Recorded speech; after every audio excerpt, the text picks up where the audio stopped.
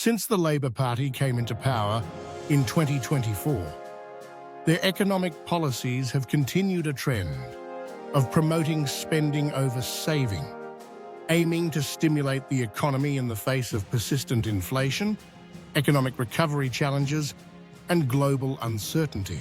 However, these policies have made it even harder for the British public to save for the future. High inflation and minimal interest rate hikes. One of the key challenges during this period has been persistent inflation. While the Labour government has sought to stabilise the economy, it has been forced to walk a delicate line between supporting growth and controlling rising prices. High inflation has eroded the value of savings, making it harder for people to accumulate wealth. Although interest rates have been raised to combat inflation, they remain relatively low compared to historical norms, giving people little incentive to save because returns on savings accounts and pensions remain minimal.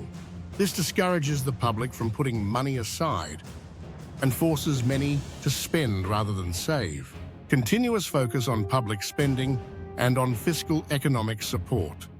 The British government has pushed for massive infrastructure projects and public sector investments designed to generate jobs and stimulate consumer demand.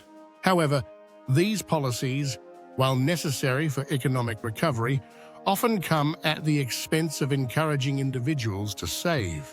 Government programs, such as targeted financial support for households, have kept the focus on spending as a way to boost the economy, especially in the short term.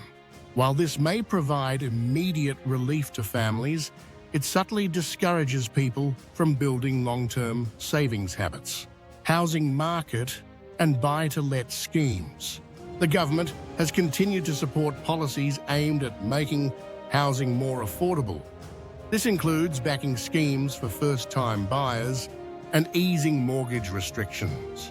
These programs may help people get into the property market, but they also encourage higher levels of borrowing. With house prices remaining high, many people who take advantage of these schemes find themselves focusing on repaying their mortgage rather than saving. The British government's continued support for the property market, though essential for addressing the housing crisis, also reinforces the idea that real estate is the main avenue for wealth accumulation, further discouraging alternative saving strategies, tax cuts, and disposable income increases. To encourage the post-pandemic recovery, the government has implemented tax cuts and measures designed to increase disposable income. While this has been welcomed by many households, it has also led to more immediate consumption and less focus on savings. With more disposable income in the hands of consumers, the tendency is to spend rather than save, which boosts the economy in the short term, but leaves individuals financially vulnerable in the long run.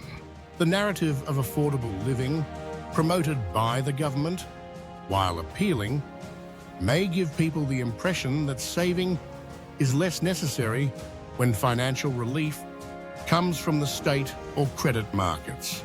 Conclusion: Labour's ongoing impact on saving.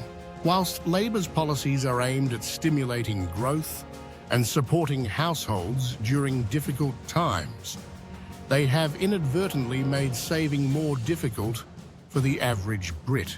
High inflation, low interest rates, housing policies encouraging debt, and disposable income-focused tax cuts all contribute to a culture of spending rather than saving. The public is, once again, caught in a cycle where short-term relief takes precedence over long-term financial security.